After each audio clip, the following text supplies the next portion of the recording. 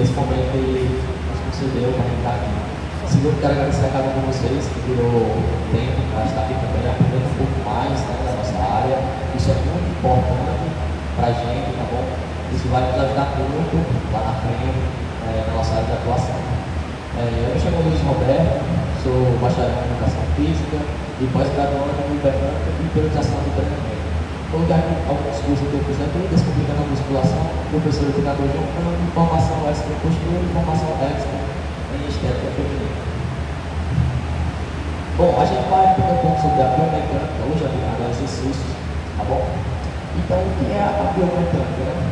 A biomecânica estuda as forças que atuam no corpo durante o treinamento, buscando otimizar o movimento, a eficiência e a segurança do exercício. Então, basicamente, o que a gente vai aprender hoje, eu separei para vocês aqui duas partes. Essa primeira parte vai ser um conteúdo mais teórico, tá? E na segunda parte a gente vai realmente para a prática, bom? Ver como é que realmente acontece cada exercício, quais são as forças que estão atuando ali sobre o corpo. Então, eu vou botar aqui 5 conceitos básicos para a gente aprender. Tipo de contração muscular, primeiro tópico, cinemática, planos e eixo do corpo, mecânica das forças, postura e alinhamento articular e princípio do treinamento resistido. Eu não quero perder muito tempo aqui, quero ser o mais rápido possível nessa parte, tá? Para a gente ir para a teoria. Mas tem alguns tópicos aqui que são importantes, a gente tem que aprender. Não sei se todos já viram aqui na faculdade, alguns tópicos desses. Se já viu, beleza, se não, vamos ver agora. E se já esqueceu, vamos relembrar. Tipos de contração muscular. Aqui tem 3 tipos de contração muscular, né? Que é excêntrica, isométrica e concêntrica. Tá? Eu botei aqui o exemplo do agachamento para mostrar para vocês. Fazer excêntrica, né? Tá no início da execução do movimento, quando a gente vai descer, vem para cá, como tem.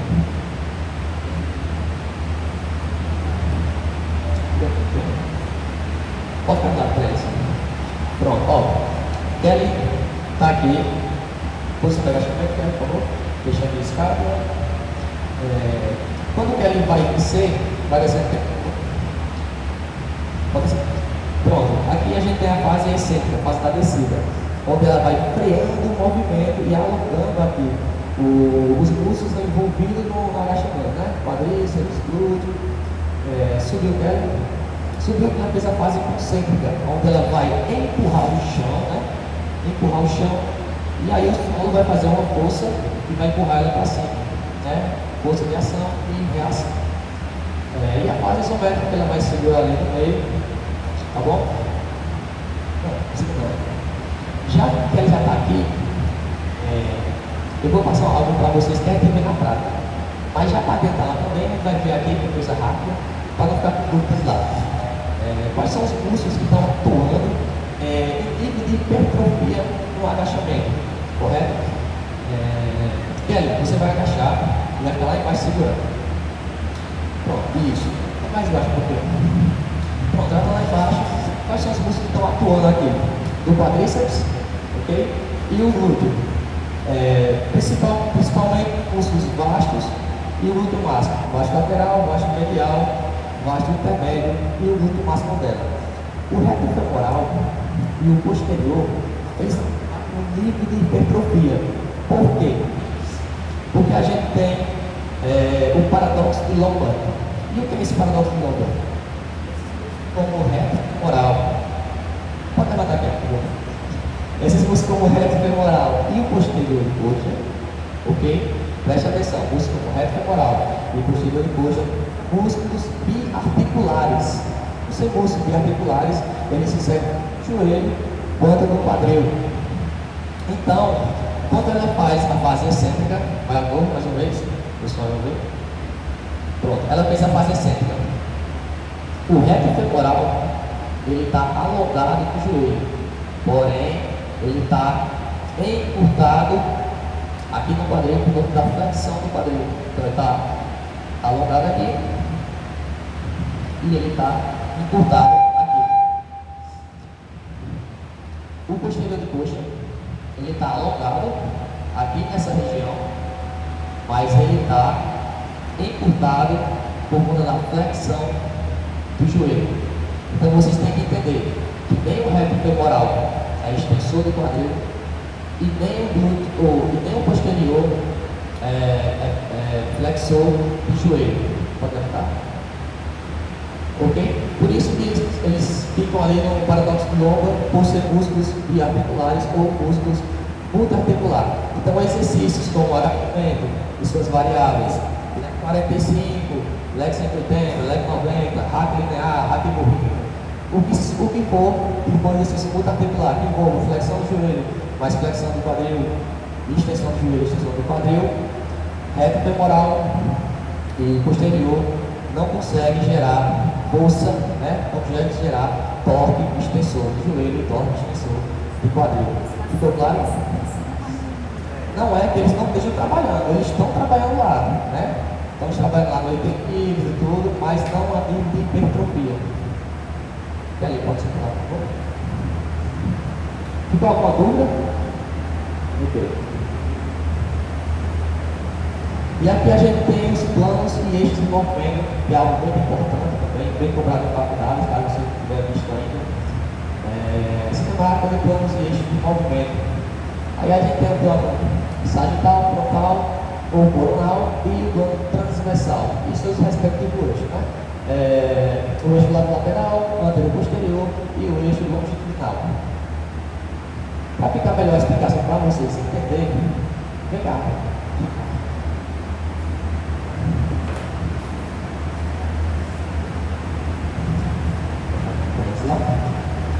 Pronto, pode não? Estamos aqui com o Alexandre, nos ajudar aqui a representar os planos e eixos de movimento, tá bom?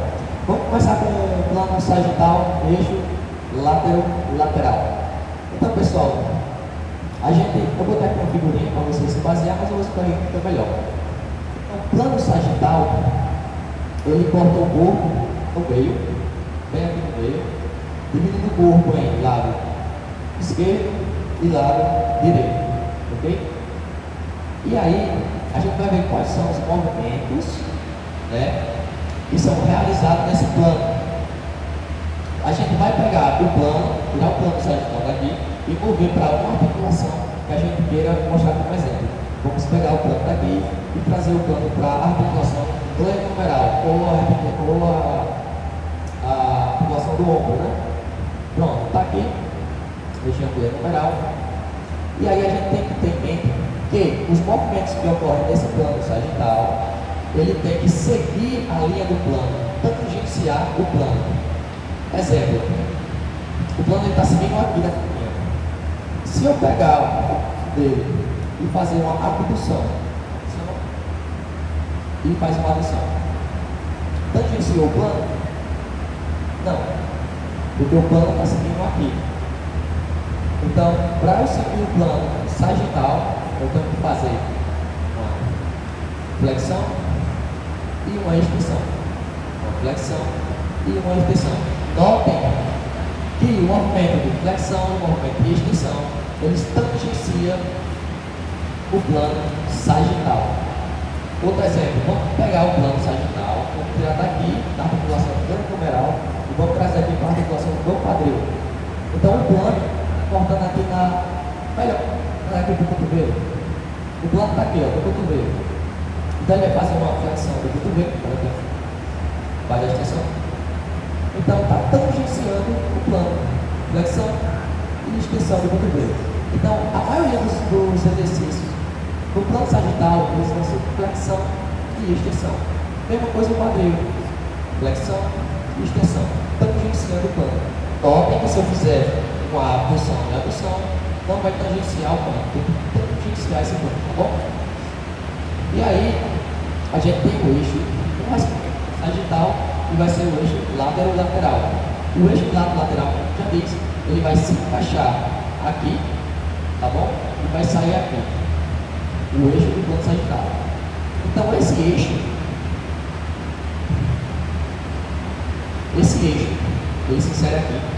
E ele não permite movimentos de abdução e adução, porque ele está travando aqui, tá vendo? Tem movimentos de rotação medial, rotação lateral. Ele só vai permitir pescampinho, movimentos de flexão e extensão. Então vocês veem, né?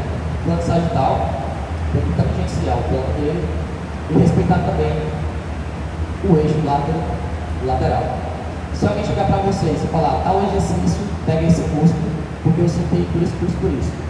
Aí vocês conhecem os planos e os eixos e vão dizer, não, mas esse exercício não trabalha no plano tal. Logo, não atinge esse músculo. Entendeu? Aí por aí você já está. Ok? E aí, ficou claro o plano sagital? Qualquer dúvida para. Plano frontal ou eixo anterior posterior ou posterior anterior. Para que eu vou escolher?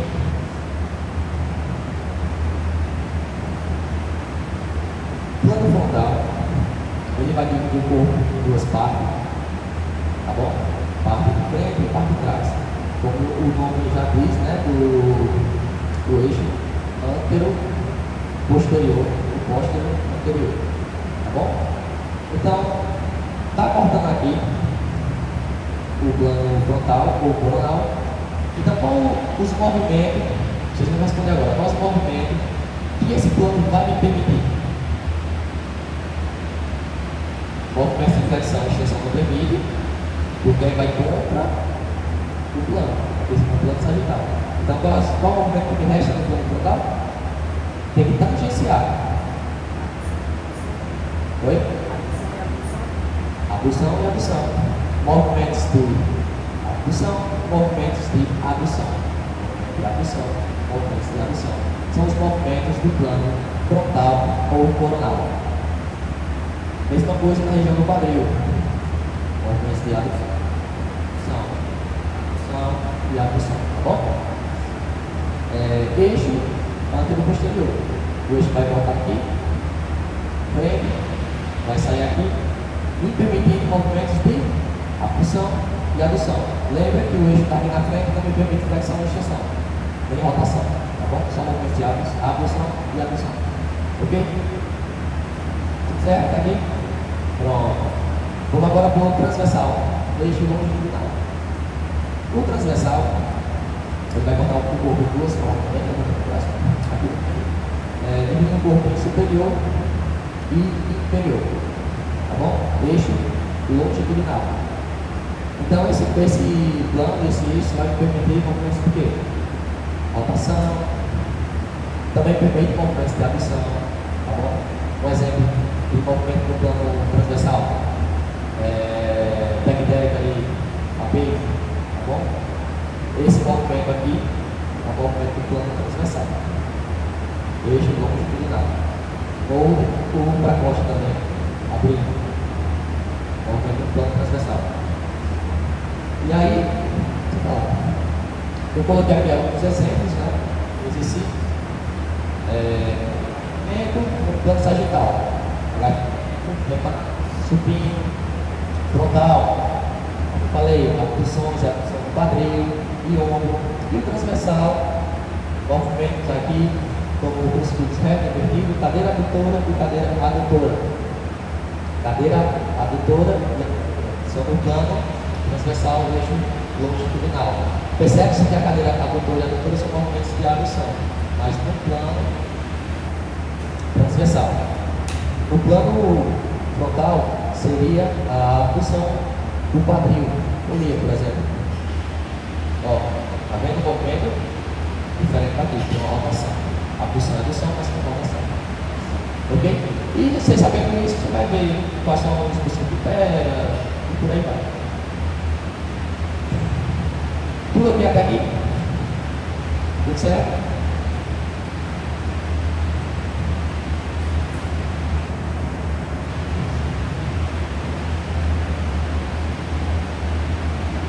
Mecânica das forças.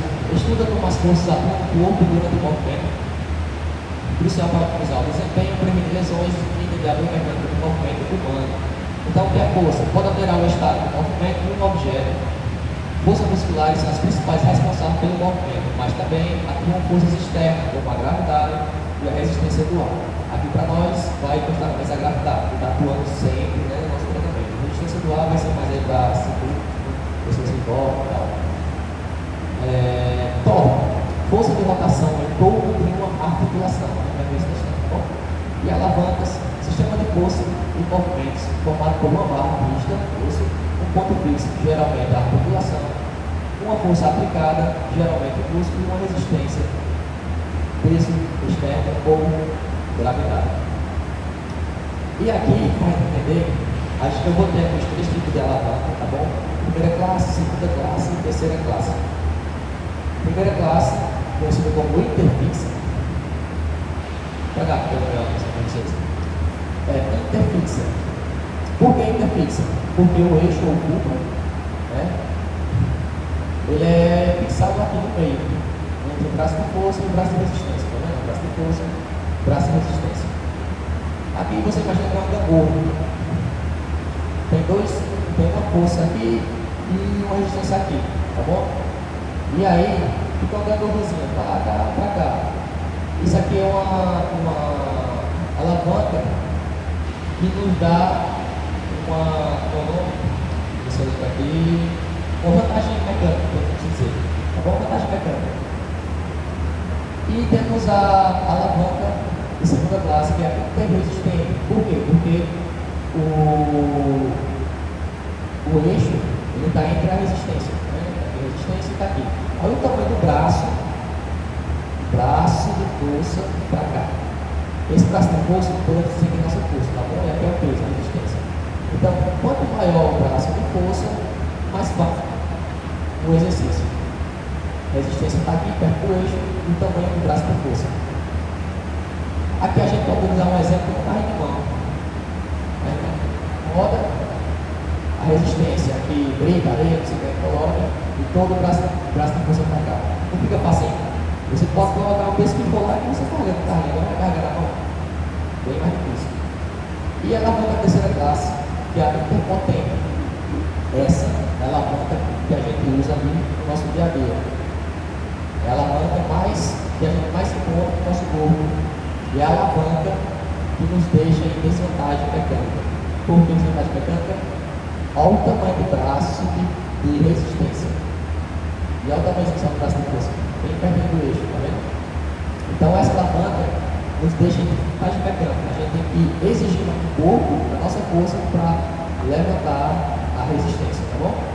Então essa é a alavanca que a gente vai mais utilizar no nosso dia a dia. E aí eu coloquei um exemplo aqui, custa direta, para ficar mais fácil o nosso entendimento. Legal.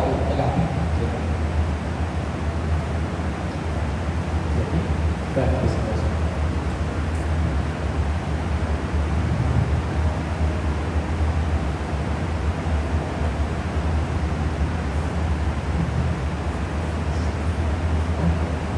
Dois tipos, esse não pode ver. Espera de novo.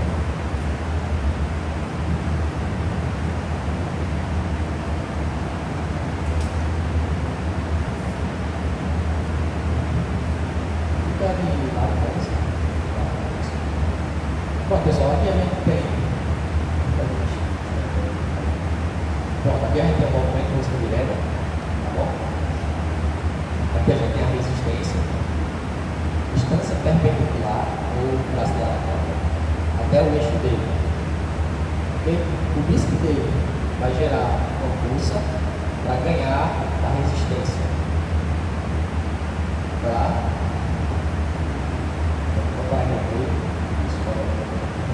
Então, esse ponto aqui é o ponto de maior dificuldade, é o pico de torque. O que é torque? Né? Torque vai dar a contração da força dele para ver se é a resistência que gera uma força sobre a articulação dele aqui. Isso se chama torque. Então, quando ele chega aqui, em 90 graus, mais ou menos, é o pico de torque, o ponto de maior dificuldade do exercício. Ok? E aí, quando ele vai subindo, esse torque vai cessando. Por que esse torque vai cessando? Porque a resistência vai ficando em cima do eixo. Tá bom? Aqui a gente tem a resistência e tem a ação da gravidade. Vai empurrando e tem que forçar aqui para ganhar essa força. Para ganhar essa força. Então ele começa lá no início. Aqui o peso está acima do eixo. Praticamente não tem torque. Está bem fácil aqui para ele. Acho que ele passa todo mundo aqui. Tá bom? Mas aqui no momento que ele vai braço de momento é menor, porque está abaixo do eixo. Mas no momento que ele vai levantando devagarzinho, eu vou ficando mais distante do eixo, até chegar aqui para o pico de torque. Maior distância perpendicular, maior força que vai ter que fazer para segurar aqui. Daqui que ele sai para cá, vai subir, o torque vai cessando, o movimento vai ficando mais fácil, mais fácil, mais fácil. Chegou aqui também ele pode segurar bastante tempo, porque o torque aqui é bem pouco. Então, o que é interessante para entender isso?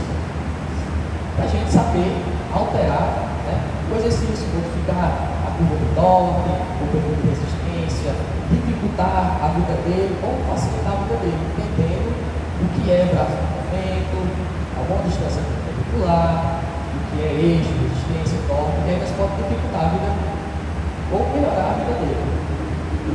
E aí,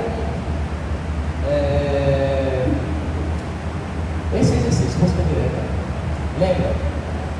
O músculo, quando trabalha em movimento alongado, ele gera mais hipertrofia sobre a sobrecarga. Alongado. Só que aqui na músculo direta, vocês também querem.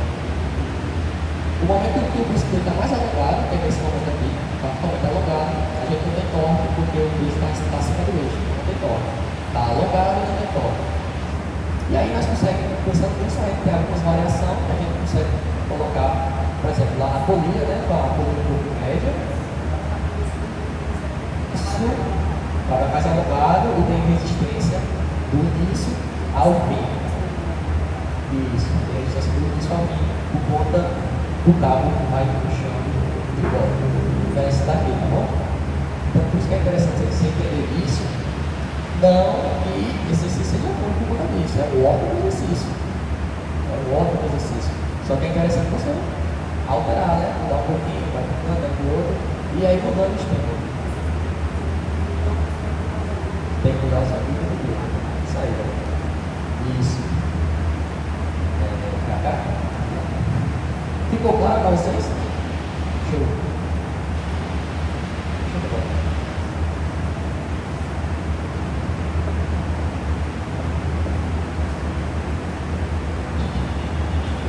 Postura aeróbica articular, previne lesões e melhora o desempenho, inclui aquecimento adequado, fortalecimento muscular, recuperação e prática correta do exercício. Tá bom? Então, quando vai iniciar um exercício na academia, já joga aquelas cargas máximas, já começa não.